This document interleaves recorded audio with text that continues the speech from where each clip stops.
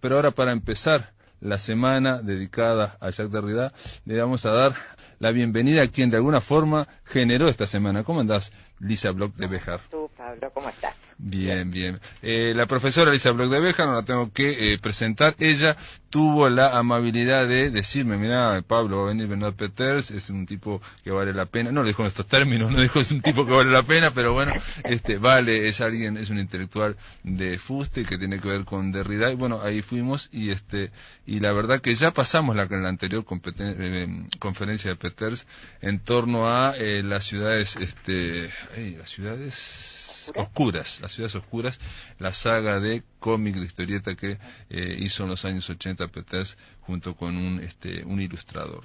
Lisa, nada, es simplemente de alguna forma para conversar en torno a Jacques Derrida, este hombre que realmente abarcó muchos temas, muchos asuntos, fue alguien que proliferante, digamos. Estaba leyendo parte de la biografía de Peeters, pude leer desgraciadamente el primer capítulo, y ahí dice que escribió más de 80 libros. Sí, es posible, sí. 80 no lo conté, libros. pero si lo dice Peeters ha de ser, sí. Y con eso, más allá de un corpus de entrevistas y de artículos que quedaron dispersos, que bueno, él no se anima, no da una cifra, ¿no? Estamos hablando de alguien que escribía muchísimo. Sin duda, sí. Y bueno, la escritura era una de sus referencias permanentes, ¿no? Porque justamente si tú pensás en qué es la desconstrucción, yo digo desconstrucción a pesar de que la academia registra sin ese, dice deconstrucción, porque me parece que prefirieron estar más cerca del francés. La desconstrucción se basa justamente en a ver si puedo decirlo así, en una recuperación de la escritura, en una teoría que se enfrenta al estructuralismo, sobre todo al estructuralismo de Saussure, que había rechazado la escritura hasta denostar la escritura en un capítulo entero donde le atribuye Saussure, ¿no? A la escritura todos los vicios del prestigio por lo menos. Entonces, ¿cómo no iba a escribir tanto él, no? Pero igual hablaba mucho también y dio muchas conferencias. Sí, por eso digo, cuando digo que es proliferante, porque era un tipo con alguien con mucha actividad. La deconstrucción o la desconstrucción, quizás fue el término, es muy difícil para un filósofo en el siglo XX generar un concepto, un término, digamos que sea, ¿no? Marca registrada, es muy difícil y que se popularice o se haga, digamos, una especie de lugar común o por lo menos de sentido común. En el caso de la deconstrucción, que es un término difícil, que no implica, aclarémoslo bien, destrucción. No implica destrucción, sino tratar de... es un método de alguna forma para leer también, ¿no? Es para leer, para analizar, para interpretar, y bueno, todas las funciones que le podés atribuir a esas acciones. Cuando hablamos cuando hablamos de construcciones, de construcción del texto, ¿no? De construir un texto, ¿no? Sí, la desconstrucción del texto, la desconstrucción del pensamiento, la desconstrucción de un edificio, porque no te olvides que hubo arquitectos, sigue habiendo, que aplican la desconstrucción a sus obras y sin duda la poesía y sin duda todo el arte, todo lo que te puedes imaginar como creación del hombre puede ser sometido a ese pensamiento, a esa práctica desconstructiva, ¿no? La desconstrucción que también implica una reflexión, te pregunto, ¿no es algo negativo como pareciera en un principio? No diría, aunque la negación está muy presente. Sabes que yo estuve trabajando sobre algunos ejemplos de Derrida y siempre me enfrento con algo muy negativo, ¿no? Por ejemplo, estaba pensando, uno de los poetas que más le interesaron a él fue, bueno, también de los más interesantes, fue Paul Celan. Y justo, bueno, escribió muchísimo, más todavía creo que sobre Paul Celan dio varios seminarios en distintas universidades norteamericanas. Y analiza un poema de Paul Celan que se titula Shibboleth. Shibboleth es una palabra en hebreo que quiere decir algo así como password, una contraseña.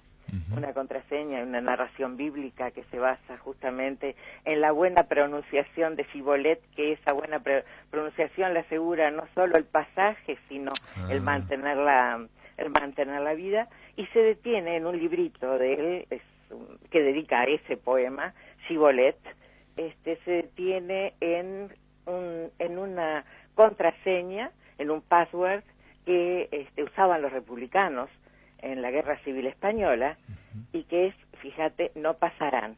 Bueno, si tú tomas esa contradicción, ya que hablábamos de lo negativo, esa contradicción de que un password sea no pasarán. La contraseña es no pasarán. Esa contraseña es no pasarán, y por esa contraseña pasan. Claro. Entonces te diría, pero además hay, ¿cómo te puedo decir? Hay muchos ejemplos en francés, sobre todo, partiendo de esa estrategia verbal de creación de sentidos que tiene Derrida, de la homofonía, es decir, términos que suenan igual pero que tienen distinto significado. Si tú me decís cuál es el recurso, la estrategia de su pensamiento, te diría que es la homofonía, su forma de pensar. Es decir, es una forma de pensar muy poética, tanto que te diría que es uno de los ejemplos de Derrida de lo que llamamos la poesía del pensamiento, de poetry of thought, ¿no? La poesía del pensamiento. ¿Por qué? Porque la homofonía busca muchos sentidos de una palabra, incluso los sentidos contradictorios, como en el caso de no pasarán y tantos otros, ¿no?, que él utiliza. La palabra pas, por ejemplo, en francés, P-A-S, ¿no?, que también significa paso, significa paso, pero es la negación. No, claro. Es la negación, ¿no? Se utiliza como para construir la negación. Bueno, y tantos otros ejemplos.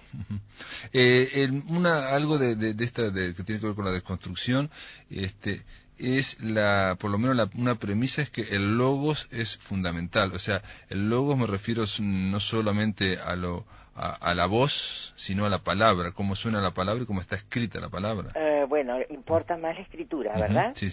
Importa la escritura, y te diría que los principios, si se puede hablar de principios sustanciales o sustantivos de la desconstrucción, se basan en una oposición a todo lo que había sostenido de Saussure, y sobre todo lo que te decía al principio, ¿no?, el rechazo a la escritura que Derrida reivindica y le da una prioridad con respecto a lo que puede ser el logos en tanto que discurso, que lenguaje oral. Todo lo contrario de lo que era de Saussure, ¿no? Y fíjate que al relevar de esa manera, al destacar la escritura, él le está dando entrada a la historia. Y si te acordás de tus clases de ciencias de la comunicación, la historia era lo que justamente trataba de evitar Saussure, claro, para realzar el sistema, pero no quiero entrar en tecnicismos o casi tecnicismos. Sí, Pregúntame y yo... Está bien. Pregunta, hombre llamado Jacques Derrida nació en Argel, era judío sefardí, o sea, venían provenientes de familia argelina, y que venían de España proveniente, claro, digamos, después de la expulsión de moros y judíos en el siglo XV.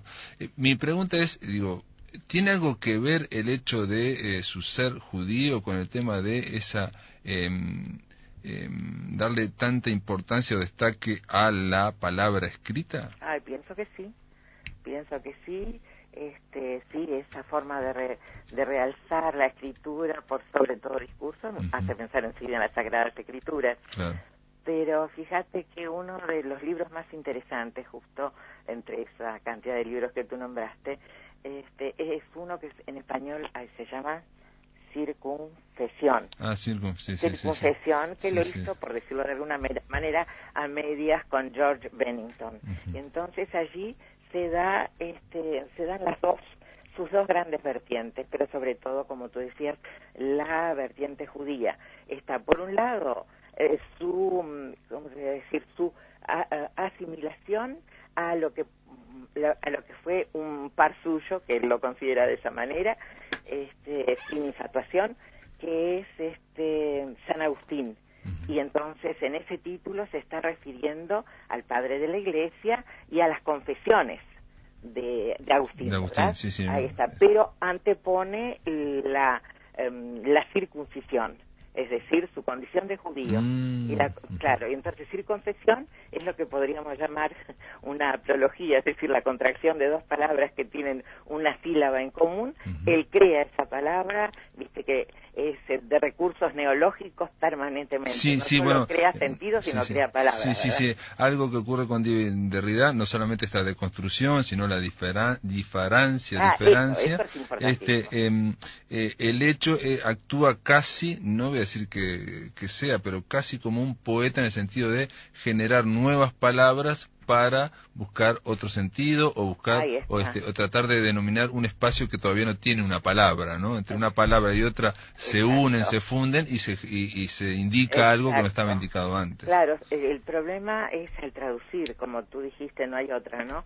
Diferencia, ahí se pierde lo que es la diferencia, porque el problema que él plantea justamente es que en la escritura se da, bueno, hay que empezar por una etapa anterior. No te olvides que Saussure sostenía que en un sistema no hay más que diferencias, no hay más que oposiciones y diferencias. Entonces, contra esa afirmación de Saussure, él habla de la différence, que es propiamente y característica de la escritura. ¿Por qué? Porque él escribe différence, en francés se escribe D-I-F-F-E-R-E-N-C-E, pero lo escribe con A, como tú lo pronunciaste, diferencia. Pero ¿qué pasa? En francés no se advierte, différence con E o différence con A suenan exactamente igual y solo se diferencian en la escritura. Por eso la importancia de la escritura. Correcto. Pero además, porque tiene, de esa forma, él puede acumular más de un sentido. Diferencia en tanto que difieren, son distintos, pero también porque él se basa en el verbo diferir, es decir, postergar. O sea, diferenciar y postergar por la escritura, gracias a la escritura, es esa la gran diferencia. Y si me decís, si algo va a quedar después de mucho tiempo de todo el pensamiento de Derrida, que es frondoso y vastísimo y muy variado, seguramente va a ser esa noción. Esa noción. La noción de différence. La diferencia que implica de alguna forma, digamos, a ver si le acierto, digamos, estoy diciendo acá, implica el desfase, un retraso, una desviación digamos, de la palabra con respecto a la escritura, ¿no? La escritura siempre está como... No, el tema es, bueno, no sé, sí, no. En términos de lo hablado y lo escrito. Habría que desarrollarlo un poco más. En différence, que ya te digo, suena en francés y en español, se pierde al decir diferencia, porque suena distinto de diferencia. Lo que hace él al introducir por la escritura la historia, está introduciendo el tiempo. De ahí la idea de diferir, de postergar, que es eso lo que hace la escritura. Es decir, que puede preservar de alguna forma la memoria. Él acá dice, te le voy a leer un texto muy breve de Derrida, que me pareció fabuloso. Dice lo siguiente: en el fondo, las memorias, aunque con una forma que no sería lo que en general llamamos memorias, son la forma general de todo lo que me interesa. El deseo irrefrenable de conservarlo todo, de reunir todo en el idioma de uno. Y la filosofía, en todo caso, la filosofía académica, para mí, siempre estuvo al servicio de ese designio autobiográfico de memoria. Sí, precioso. Tú sabes que él, como se dice ahora, hizo la curaduría de una exposición muy importante en el Louvre, creo que fue una iniciativa de Jacques Lang durante la presidencia de Derrida, que le dieron la posibilidad de elegir el tema que más le interesara para hacer una exposición y él organizarla, hacer la curaduría. Entonces él eligió, mira dónde, viste, siempre las contradicciones, siempre tratando de conciliar los opuestos. Hizo Memorias de Ciego. ¿Y qué hizo en el Louvre? Reunió todos los cuadros que pudo, y todos los cuadros son grabados también, pinturas, grabados, alguna escultura que encontró en los depósitos del Louvre y en la colección, de ciegos. Memorias de Ciegos llamó a esa exposición. Ya te das cuenta, la pintura de los ciegos, ¿no? Y y hay un precioso video que lo representa y un libro muy hermoso también donde se recoge todo ese material. O sea, siempre trabajando sobre la memoria y las contradicciones de la memoria, porque tú no te olvides que, el tema de esto de la diferencia y de la escritura y de la importancia parte de uno de los diálogos de Platón, de los que él habla con frecuencia y desde un principio, sobre el Fedro, ¿no? El Fedro. Y en el Fedro se cuenta, si tú te acordás, el mito de la invención de la escritura y el rechazo del rey Tamuz, que se llamaba, de ese invento que le presentaba a Teut como si fuera un gran invento y el gran remedio contra el pasaje del tiempo y contra el olvido, como un fármacon. Y el fármacon, que significa, y ahí tenés otra vez la arilogía, es decir, los significados opuestos que acumula una misma palabra, que significa remedio y al mismo tiempo veneno. Entonces la escritura, bueno, ahí está, desde el punto de vista de Platón, si es que acompaña el mito que él mismo cuenta, que Sócrates cuenta en el diálogo, hay que ver que Sócrates no escribía, entonces es justamente contra lo que puede ser esa convicción platónica del veneno de la escritura, ¿no? En esa, digamos, en ese mito, lo que se plantea es lo siguiente: alguien trae la escritura, la tecnología, la nueva tecnología de la escritura, y entonces lo que plantea el otro dice, pero entonces cuando escribamos no vamos a recordar, no vamos a ejercitar la memoria, por lo tanto nos vamos a debilitar frente a esta ayuda tecnológica y vamos a perder la memoria. Y el otro decía, no, en realidad es un reservorio de memoria. Claro, es memoria, pero al mismo tiempo olvido, ¿no? Y es olvido, claro. Porque te acordarás seguramente de algún verso que el olvido, dicen, es una de las formas de la memoria, ¿no? Y está lleno de memoria, ¿no? Sí, está lleno de memoria. Y esta persona, este gran filósofo, este hombre importante, vino a Uruguay. Estamos conversando con la profesora Lisa Bloch. ¿Cómo fue que Derrida viene a Uruguay en 1985? Sí, vino el 12 de octubre de 1985. Por eso el libro que recoge algunas de las conferencias que él hizo acá y también de otros colegas de Yale y otros colegas de América, se llama La desconstrucción, que estábamos hablando de eso, otro descubrimiento de América, ¿no? Empezó, pero en fin, tiene muchos sentidos, porque también la desconstrucción se radica de alguna manera en América o entre América y Europa, ¿verdad? Entonces, ¿cómo empezó todo? Bueno, yo estaba en la Universidad de Yale, era en 1984, y por esas cosas uno de los pertenecientes a la desconstrucción, Gilles Miller, me mencionó que Derrida iba a hacer un seminario allí en Yale en homenaje a Paul de Man, porque justamente había muerto unos meses antes, y de ahí salió Memorias para Paul de Man, ¿verdad? Bueno, después hubo todo un conflicto, una polémica también a partir de esta relación de amistad y de colegas entre Paul de Man y Derrida. Me interesó mucho, fui al seminario y tuvimos también otros encuentros donde conversábamos con él, con Jeffrey Hartman, con Gilles Miller y sobre todo con Emir Rodríguez Monegal, que era el director del Departamento de Estudios Latinoamericanos en la Universidad de Yale, y programamos, con la condición de que se restableciera la democracia, que ya parecía que iba a ocurrir eso muy pronto, en Uruguay, programamos ahí un ayornamiento para el Uruguay después de esos años tan difíciles y de distancia de todo lo que había ocurrido en el pensamiento en el mundo, un seminario sobre la desconstrucción. También con ese mismo propósito vinieron, pero en otros momentos y con, digamos, dentro de otro marco, Jean Genet, por ejemplo, que llegó en marzo, y también hicimos una presentación de la teoría de la recepción. En fin, todo un año dedicado a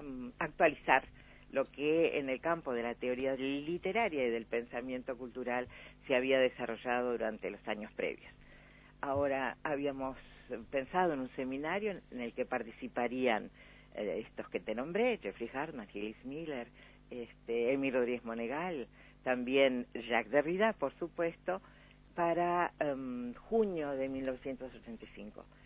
Desgraciadamente Emir se enfermó, y entonces, en lugar de hacer un seminario en el que participaran todos en un diálogo que así habíamos previsto, tuvo que hacerse según palabras de Haroldo de Campos, que también participó. Ah, Haroldo de Campos también. Sí, claro, sí, vino, estuvo ahí en esas circunstancias acompañando a Emir Rodríguez Monegal especialmente, Y Haroldo dijo, bueno, esto no es un seminario, es un diseminario, porque claro, estaba el libro de Jacques Derrida, que se llama La Diseminación, pero también porque el seminario hubo que hacerlo en lugar de conjunto, coloquial y simultáneo en varias etapas. Entonces Derrida vino en octubre, Emilio Rodríguez Monegal con Haroldo de Campos vinieron en noviembre, y en diciembre llegaron Gillis Miller con Jeffrey Hartman. De ahí el diseminario, ¿no? Claro, claro. Sí, estuvo acá, y la condición así indispensable era que para realizar lo que habíamos programado es que se restableciera la democracia, y eso ocurrió y ellos vinieron. Así empezó. En el caso de Derrida te vi que en la conferencia que previa a la conferencia de Benoît Peter's y que en algún momento vamos a pasar acá en la máquina de pensar, porque está muy muy interesante, muy entretenida. Vos comentás que Derrida, quería venir a Río de la Plata en primer lugar como ilusión para ver a Borges en Buenos Aires, ¿no? ¿No? Cronológicamente no fue así. Te cuento que él vino acá, trabajó intensamente porque dio conferencias, un seminario todos los días en el IPA, y me gustaría comentarte en qué consistió ese seminario en el IPA, conferencias, mesas redondas, entrevistas. Fue unos 10 días más o menos que estuvo aquí, de un trabajo intensísimo a toda hora. Fueron al cine también, fueron a ver La Rosa Púrpura del del Cairo. Una discrepancia con Peters, ahora te cuento, pero déjame que te termine el cuento de Borges, porque fue distinto. Cuando se le preguntó a Derrida, bueno, después de tanto trabajo, ¿qué era lo que él aspiraba a recibir de nosotros? Dijo que por supuesto nada, absolutamente nada. Lo pensó un rato y dijo, bueno, sí, algo que quise, como tú bien dijiste, desde hace tiempo, y es conocer personalmente a Borges. En realidad, él ya había tenido un diálogo con él muy breve, y creo que no demasiado feliz, en un avión que iba desde Cornell a Nueva York o algo por el estilo, muy breve. Pero él quería tener una conversación, más completa, ¿no?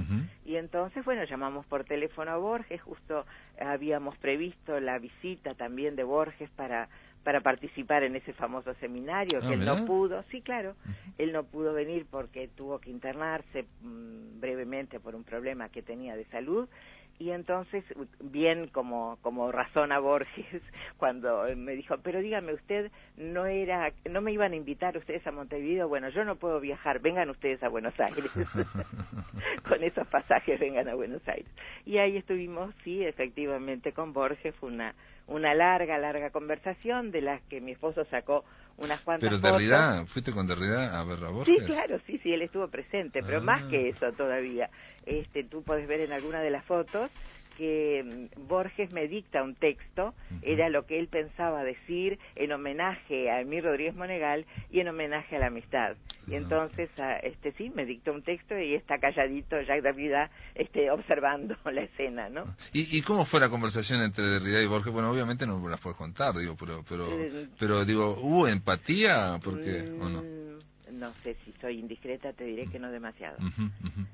Por ejemplo, con Gerard Genet sí fue de una... Sí, sintonizaron inmediatamente. Un flechazo, ¿no? Claro, porque Derrida empezó a hablar del psicoanálisis, hizo algunas referencias a Eva Perón, que no eran la mejor clave de iniciación, como te imaginas, pero de cualquier manera fue una maravilla verlos a ellos conversar juntos. Porque Borges aborrecía el psicoanálisis también, ¿no? Sí, por lo menos decía eso. Sí. Entonces, no, pero igual, superada esa clave de iniciación que te digo, no muy feliz, la conversación fue durante horas y muy interesante, sí, sin duda. Algo de eso está en el libro, no sé si tú lo tenés, que se llama Diseminario. No, que recogieron toda esta... Sí. Mirá, sí, pedíselo a Pellegrino, que tuvo una fugaz iniciativa editorial y lo publicó. Mirá vos. Y me causó gracia esto, lo de la Rosa Púrpura del Cairo, porque mirá, quedaron fascinados los dos, Derrida le gustó mucho. Claro, te cuento que en esta preciosa, como bien dijiste, monumental biografía de Peters, ¿no?, de Derrida, que realmente es perfecta, hay algo, no llegué a decírselo porque no lo tuve presente en ese momento, pero él afirma que Derrida no no disfrutaba demasiado del humor de Woody Allen porque lo consideraba todo, Woody Allen y toda su imaginación, como demasiado europea. Sí, es lo que dice, viste, en el libro Peters.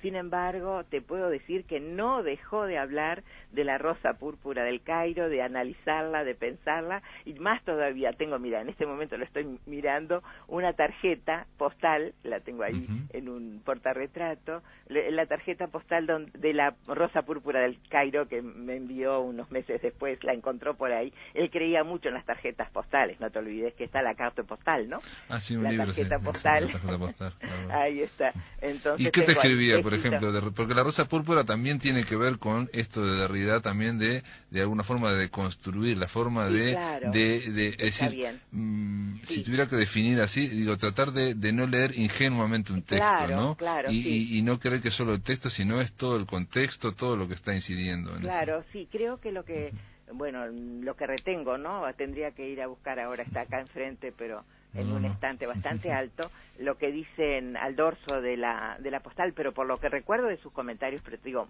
con gran entusiasmo, era una realización de la mise en abîme, o de la puesta en abismo, es decir, del cine en el cine, el filme en el film y demás, prodigiosa, que es la que hace Woody Allen, ¿no? Y después vieron también el baile, el Leval de Héctor Escola, que en ese momento también tenía mucho éxito, ¿no? Sí, claro, sí, también en el cine Liberty, donde ahora creo que hay una iglesia ahí al salir del túnel de 8 de octubre, sí, vimos Leval también, y le llamó la atención el silencio, ¿no? Porque el silencio verbal.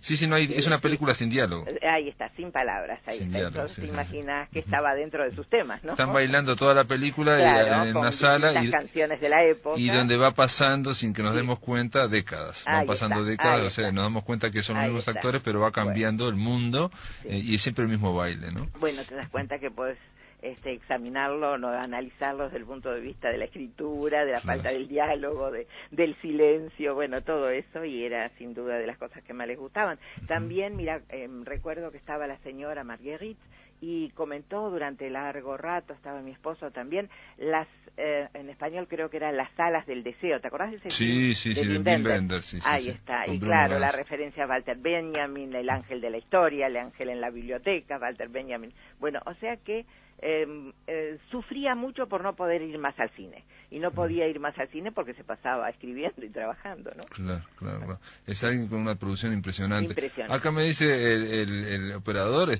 Nano Prelniak, me dice que el baile es una de sus películas preferidas, es la primera, así que sabemos que Derrida también no estaba solo, ¿no? Duda, y vos tampoco. Pero quería decirte dos palabras sobre el seminario que hizo en el IPA durante toda la semana, que, bueno, lo publicamos, mirá la generosidad de Derrida, lo publicamos primero nosotros en español que en francés, ahí en ese libro de seminario, que es sobre psique, o psique, como quieras, o la invención del otro. Y entonces, mira, no me puedo olvidar allí lo que él hace es un análisis, te imaginas, además una semana, según me habían contado, había hecho sobre Francis Ponge, que es el autor de este poema Psyché, se llama en francés Fable, el poema Fábula, ¿no?